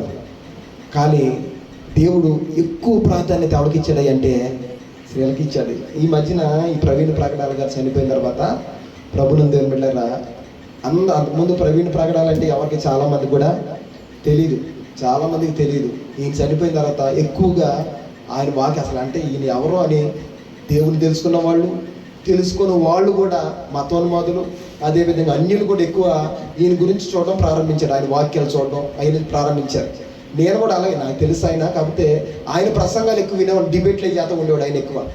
అయితే ఈయన చనిపోయిన తర్వాత కూర్చుని ఖాళీగా పెట్టుకుని మెసేజ్ చేస్తుంటే ఎక్కువగా ఆయన ప్రసంగాలన్నీ కూడా ఎవరి మీద ఎక్కువ చెప్పేవాడు అంటే స్త్రీల మీద ఎక్కువ ఉన్నాయి ఆయన ప్రసంగాలన్నీ కూడా. స్త్రీలకు ఎంత ఘనత ఇచ్చాడు దేవుడు, స్త్రీలకు ఎంత అభిషేకం. కానీ ఈ హిందూ ధర్మశాస్త్రము స్త్రీలను అనగార్చింది. కేవలం భర్త యొక్క సుఖం తీర్చడానికే స్త్రీలు తప్ప వేరే విషయాల్లో పాలు పంపులు పొందుకోకూడదని మను ధర్మశాస్త్రం దగ్గర నుండి నేటి దినాల వరకు కూడా స్త్రీలను అనగార్చింది. కానీ క్రైస్తవం నా దేవుడు ఎప్పుడు కూడా స్త్రీలను అనగార్చలేదు, వాళ్ళకి పెద్ద పేటేషన్. ఇంకా చెప్పాలంటే మొట్టమొదటి సువార్త అందించింది ఎవరయ్యా అంటే స్త్రీలే. దేవునికి స్తోత్రం చెల్లిద్దాం. హల్లెలూయా. ప్రభునందు దేవుని బిడ్డలారా, ఈ శ్రేష్టమైనటువంటి సమయంలో దేవుడు మొట్టమొదట తెరవబడినటువంటి సమాధిని వెతుక్కుంటూ వెళ్ళింది ఎవరంటే మగ్దలేనటువంటి మరియా. అదే మరికొంతమంది స్త్రీలు ప్రభువారి దగ్గరికి వెళ్ళి సమాధి దగ్గరికి వెళ్ళారు. వెతుకుతుంటే ఆయన ఇక్కడ లేడు, గలిలలోకి లేచున్నాడు. గలిలలో మిమ్మల్ని కలుతాను, మీకంటే ముందుగా గలిలలోకి వెళ్తాడు, మీరు వెళ్ళండి అంటే అందరూ వెళ్ళిపోయారు. కానీ ఒక ఆవిడ మిగిలిపోయింది. ఆవిడ ఎవరో తెలుసా? 7 దయ్యాలు పట్టి పీడించబడుతుంటే యేసు ప్రభు వారు ఆవిడని స్వస్థపరిచారంట. దేవునికి స్తోత్రం చెల్లిద్దాం. ఎన్ని దయ్యాలు పట్టినాయి? 7 దయ్యాలు పట్టి పీడించబడుతుంటే యేసు ప్రభు వారు వెళ్ళి ఆవిడలో ఉన్నటువంటి ఆ 7 దయ్యాల్ని స్వస్థపరిస్తే ఈవిడ శుభ్రంగా బాగుపడి యేసు ప్రభు వారితో నడిచింది ఆవిడ. ఇప్పుడు యేసు ప్రభు వారిని పట్టుకుని సిలువేశారు. సిలువేసిన తర్వాత 3వ దినమున చూడడానికి వచ్చేపాటికి యేసు ప్రభు వారు ఆవిడ కనపడిపోయేపాటికి అందరు దూత చెప్పింది. దూత మాట కూడా వెళ్ళలేదు ఆవిడ. మీరు అక్కడ గలిలలోకి వెళ్ళండి, అక్కడ మిమ్మల్ని దేవుడు కలుతారని అంటే దూత మాట కూడా అందరూ వెళ్ళిపోయారు, వీళ్ళందరూ కూడా. కానీ ఒక ఆవిడ మిగిలిపోయింది. ఆవిడ పేరు మగ్దలేని మరియ అంటారు. 7 దయ్యాల చేత పీడించబడినటువంటి మగ్దలేని మరియ యేసు ప్రభు వారి సమాధి దగ్గర నిలబడి ఏడుస్తుంది. నా ప్రభుని ఎవరు ఎత్తుకెళ్ళిపోయారు, దొంగతనం చేశారు అని చెప్పి ఏడుస్తూ ఉంటే ప్రభువే మొట్టమొదటి ఆవిడ దగ్గరికి వచ్చి మాట్లాడుతున్నామా, ఎందుకు ఏడుచున్నావు, నువ్వు ఎవరిని ఎత్తొచ్చాను? ఒకసారి ఆ మాట కూడా చదివి మనం ప్రార్థన చేసుకుందాం. చూద్దాం ఒకసారి. యోహాను సువార్త 20:15 20:15 యోహాను సువార్త 20:15 చూద్దాం.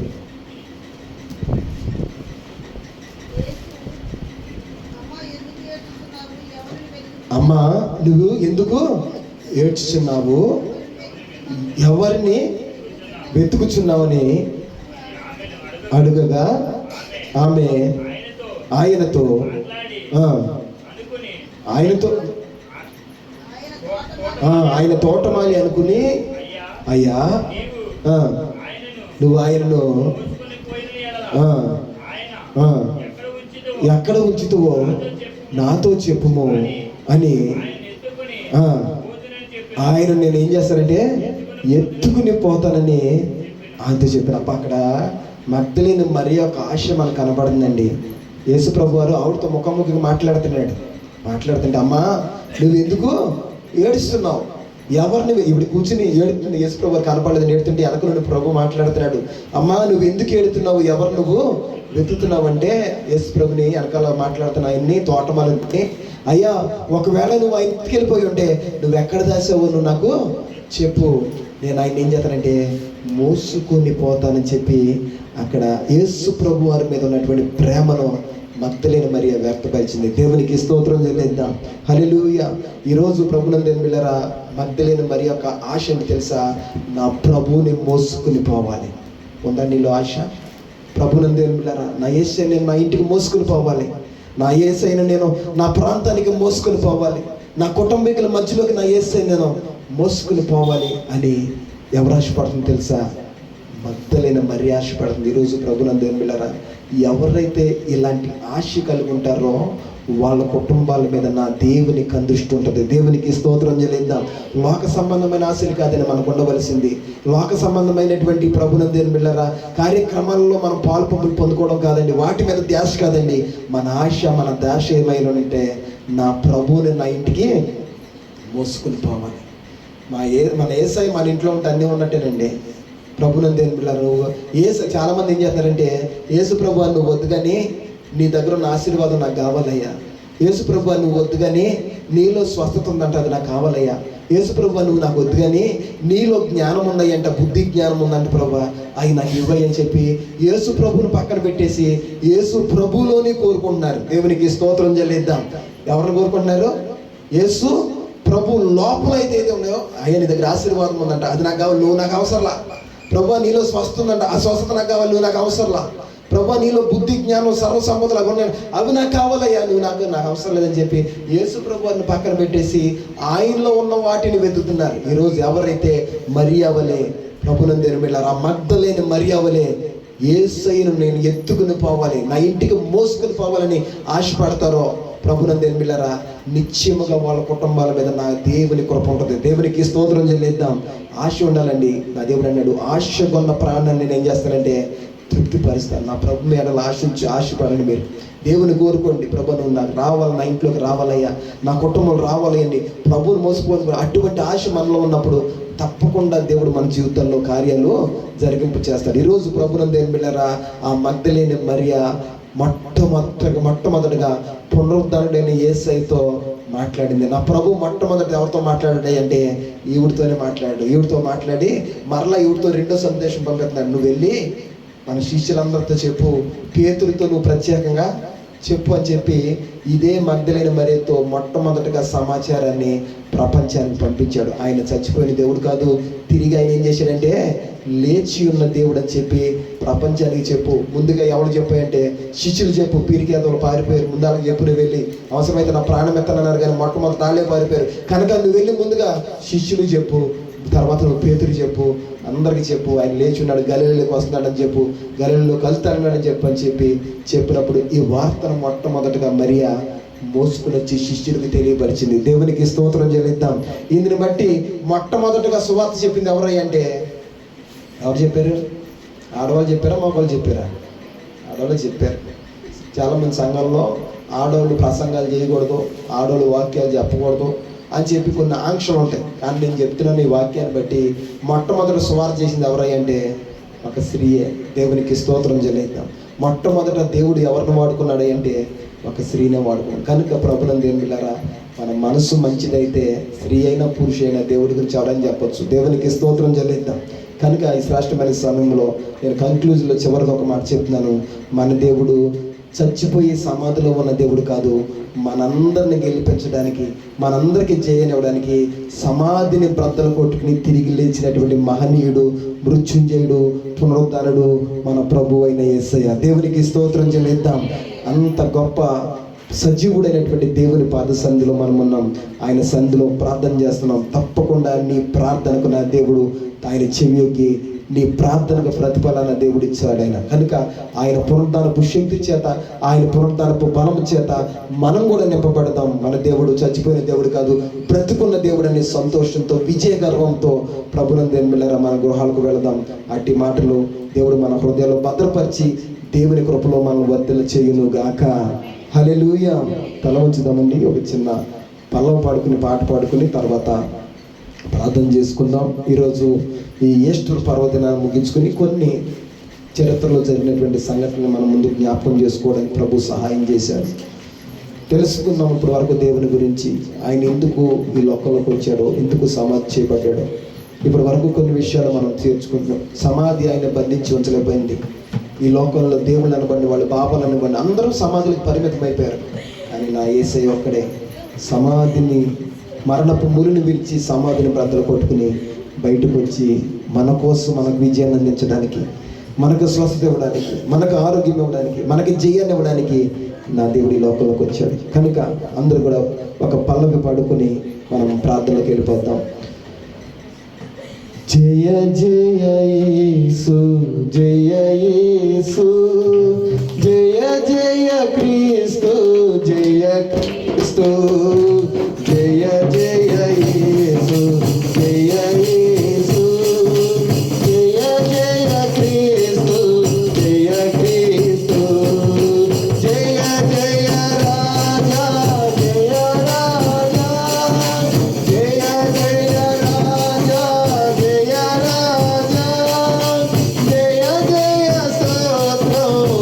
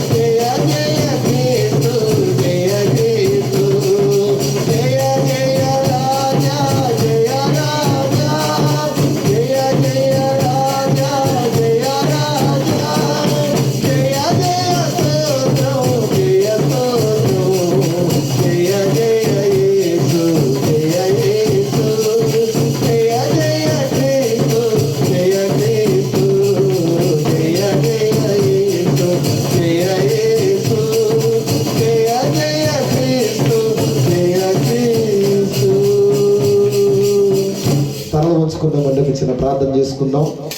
ఇంతవరకు కూడా ఈ పునరుద్ధానపు దినమును గూర్చిన కొన్ని విషయాలు, చరిత్రలో జరిగినటువంటి కొన్ని సంఘటనలను మనం జ్ఞాపకం చేసుకోవడానికి, తెలుసుకోవడానికి దేవుడు సహాయం చేశాడు. ఆయన మరణము ప్రవచన సారము, ఆయన పునరుద్ధానము ప్రవచన సారము. ప్రవచనాన్ని నెరవేర్చడానికి, ఆయన పిల్లలైన మనకు జయాన్ని దయచేయడానికి, మరణపు ముళ్ళును విరచడానికి, సాతానును ఓడించడానికి నా యేసయ్య సమాధిని చీల్చుకుని పునరుద్ధరణై 3వ దినమును లేచినటువంటి ఈ యొక్క ఈస్టర్ పర్వదినాన్ని పురస్కరించుకుని ఎంతవరకు ప్రభు కొన్ని విషయాలు మనతో మాట్లాడాడు. ఒక విషయమును జ్ఞాపకం చేసుకో, ఒక విషయం దైవ సాకులుగా నేను కూడా జ్ఞాపకం చేసుకోవాలి. ఏంటంటే మనము ప్రకటిస్తున్నది, మనం ఆరాధిస్తున్నది, మనము సేవిస్తున్నది, మనం ప్రార్థిస్తున్నది చనిపోయిన దేవుణ్ణి మాత్రమే కాదు, కానీ చనిపోయి సిలువ వేయబడి పునరుద్ధానుడై సమాధిని చీల్చుకుని తిరిగి లేచినటువంటి గొప్ప పరిశుద్ధుడైన దేవుడు మనం ఆరాధిస్తున్నాం. ఆయన శక్తి గల దేవుడు, పరిశుద్ధుడైన దేవుడు, సర్వశక్తి కలిగినటువంటి దేవుడు. ఆయనకు అసాధ్యమైనది ఏది లేదు. మరణము ఆయన్ను బంధించి ఉంచలేకపోయిందని దేని వాక్యంలో చదువుకున్నాం. కనుక ఈ శ్రేష్టమైన సమయంలో ప్రభుత్వ దేవుళ్ళరా, ఎందుకు ఈ విషయాలంటే నువ్వు ఆరాధిస్తున్న దేవుడు ఎంత గొప్పవాడో నీకు అర్థం అవ్వాలి. నువ్వు ప్రార్థిస్తున్న దేవుడు ఎంత శక్తి గలవాడో నీకు అర్థం అవ్వాలి. ఈ భూలోకంలో ఎవరు కూడా సమాధిని మరణాన్ని జయించలేకపోయారు. మేము రాజులు అని చెప్పుకున్నవాడు, మేము వీరులు అని చెప్పుకున్నవాడు, మేము మహాత్ములు పితామహులు అని చెప్పుకున్నవాడు ఎవడు కూడా సమాధిని మరణాన్ని జయించలేకపోయారు. కానీ నా ప్రభు అయిన యేసయ్య మరణాన్ని జయించాడు, సమాధిని బద్దలు చేశాడు, తిరిగి పునరుద్ధానుడై లేచి మన కోసం తిరిగి మరలా రానయ్యున్నటువంటి మహారాజు ఆయన కొరకు కనిపెడుతూ మనం ప్రార్థన చేద్దాం.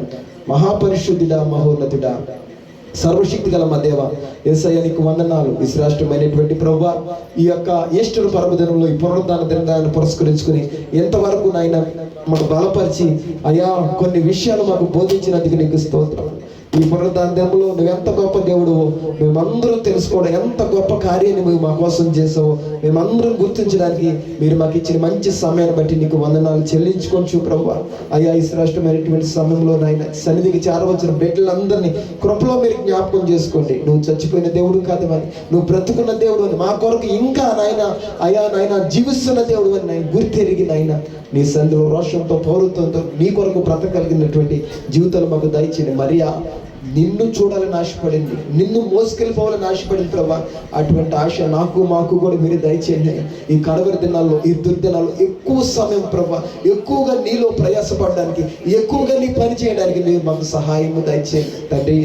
ఈ ఉదయకాల సమయంలో ప్రభా నీ పునరుద్ధానపు శక్తి చేత, నీ పునరుద్ధానపు మహిమ చేత నాయన మేమందరం కూడా నింపబడడానికి సహాయం దయచేయండి. నేను సంతోషంతో మా గృహాలకు మిమ్మల్ని మోసపడడానికి కృప చూపించండి. ఈ మధ్యాహ్న సమయంలో చేరవచ్చినటువంటి మా ప్రియులు, సహోదరులు, సంఘస్థులు, ఆత్మీయ బిడ్డలు ప్రతి కుటుంబాన్ని బట్టి పేరు పైన ప్రార్థన చేయించినాం ప్రభా. ప్రతి బిడ్డను మీరు దీవించండి నాయన. స్తోత్రాలు ప్రభా. ఎండ దినాల్లో ఉన్నాం, భయంకరమైన దినాల్లో ఉన్నాం ప్రభా. ప్రతి బిడ్డకు, ప్రతి కుటుంబానికి నీ కాపుదల దయచేయండి. ఏ కీడు ఏ కుటుంబాల దరిదాపులు చేరకుండా ప్రతి కుటుంబానికి దిట్టమైన నీ కంచె, నీ కాపుదల దయచేయండి ఆయన. స్తోత్రాలు. బలహీనతలు ఉన్నారేమో, అనారోగ్యాలు ఉన్నారేమో, కుటుంబ సమస్యలతో ఉన్నారేమో, ఆర్థిక ఇబ్బందులతో ఉన్నారేమో, ఎవరు ఏ పరిస్థితుల్లో ఉన్నా ప్రభువా కరుణించి నీ కరుణ హస్తాన్ని బిడ్డల మీద చాచి వాళ్ళన్న ప్రతి పరిస్థితిని నాయన వాళ్ళకి విడుదల మీరు దయచేయమని ప్రార్థన చేయించున్నాం. మా పరిచయంలో ఉన్నటువంటి యవ్వన బిడ్డలు బట్టి ప్రత్యేకంగా ప్రార్థిస్తున్నాం నాయన. యవ్వన కాలంలో నీ బిడ్డలు నాయన నీ కొరకు రోషం కలిగి నీ పనిలో పరిచయంలో ప్రభువా అయ్యా నీ కోసం నాయన కష్టపడేవారుగా నాయన స్తోత్రాలు. బిడ్డలు బలపరచని నాయన అనేకమైన వలాలు తరాంతుల బిడ్డలు దయచేయమని ప్రార్థన చేయొచ్చు నాయన. ఏర్పరుచుకున్న వారిని సైతం నేను పడగొడతానని అపవాదిగా తిరుగుతున్న ఈ భయంకరమైన దినాల్లో అపవాదికి నాయన అయ్యా సవాలుగా నిలబడగలిగినటువంటి అయ్యా నాయన స్తోత్రాలు యవ్వన ప్రాయంలో నాయన వాళ్ళ బలముతో శక్తితో నాయన వాళ్ళు నింపమని ప్రార్థన చేయించున్నాం తండ్రి. నీకు స్తోత్రాలు తండ్రి. ఇదిగో నాయన వ్యవసాయం చేస్తున్న వ్యవసాయదారులు చాలా మంది సంవత్సరం వ్యవసాయం చేశారు ప్రభా. వారిని వాళ్ళ కష్టాల జీతాలను, వాళ్ళ పాడి పంటల పొలాలన్నీ కూడా మీరు దీవించండి ఆయన. వాళ్ళని ఆశీర్వదించమని ప్రార్థన చేయించున్నాం నాయన. స్తోత్రాలు. గర్భాలు లేని వారికి గర్భాలను దయచేయండి. వివాహాల కోసం ఎదురు చూస్తున్న బిడ్డలకు నాయన నీ చిత్తమైతే నాయన వాళ్ళకున్న అడ్లు ఆటంకాలు బంధకాలని కూడా తొలగింపు చేసి అయా నాయన స్తోత్రాలు వివాహాలు జరగడానికి మీరే సహాయము దయచేయమని ప్రార్థన చేయొచ్చు ప్రభా. క్రైస్తవం మీద, సావుకుల సంఘాల మీద భయంకరమైన దాడులు జరుగుతున్నాయి ప్రభా. ఆ దాడులన్నింటి నుండి విడిపించండి, విడుదల కలగచేయండి. సంఘానికి, సహవాసాన్ని, నీ సావుకులకు ప్రభా నీ రక్షణ కంచెని దయచేయమని ప్రార్థన చేయొచ్చు నాయన. స్తోత్రాలు ప్రభా. చేరవచ్చిన ప్రతి బిడ్డను ఆయన పేరు పేరున మీరు దీవించమని, బలపరచమని, ఆశీర్వదించమని అయ్యా. ఈ వారం ఆ పరిచయంలో జరుగుతున్న ప్రతి ఆరాధన కూడా ఆశీర్వాదకరంగా జరిగింప చేయమని తండ్రి, నీ చిత్తమైతే రాకూడదు దూరం అయితే మేమందరం మరలా కలుసుకోవడానికి సహాయం దయచేయండి. అంతవరకు నీ కృపాక్షేమాలతో బిడ్డలు నింపమని, నీ మందిరంలో మేలు చేత నింపబడిన ఆయన ఆయా సంతోషంతో వాళ్ళ గృహాలకు నిన్ను మోసుకోవడానికి కృప చూపించి సహాయం దయచేయండి. యేసయ్య పరిశుద్ధమైన నామములో ప్రార్థన చేసి అడిగి వాటన్నింటిని పొందుకున్నాము మా పరలోకపు తండ్రి. చెప్తామండి బిగ్గరగా నోరు తెరిచి ఆమేన్, ఆమేన్. తండ్రి అయిన దేవుని ప్రేమయు, కుమారుడైన యేసుక్రీస్తు వారి కృపయు, పరిశుద్ధాత్మ దేవుని అన్యోన్య సహవాసము సన్నిధి చేరవచ్చిన దేవుని పిల్లలమైన మనకును సకల పరిశుద్ధులకు సదాకాలము దేవుని కృపాక్షేమాలు తోడయుండి నడిపించును గాక. దగ్గర చేద్దాం. హల్లెలూయా, హల్లెలూయా, హల్లెలూయా. యేసు రక్తమే చేయము, ప్రవేశ రక్తమే చేయము, ప్రవేశ రక్త సంపూర్ణ విజయము కలుగును గాక. అందరికీ వందనాలు.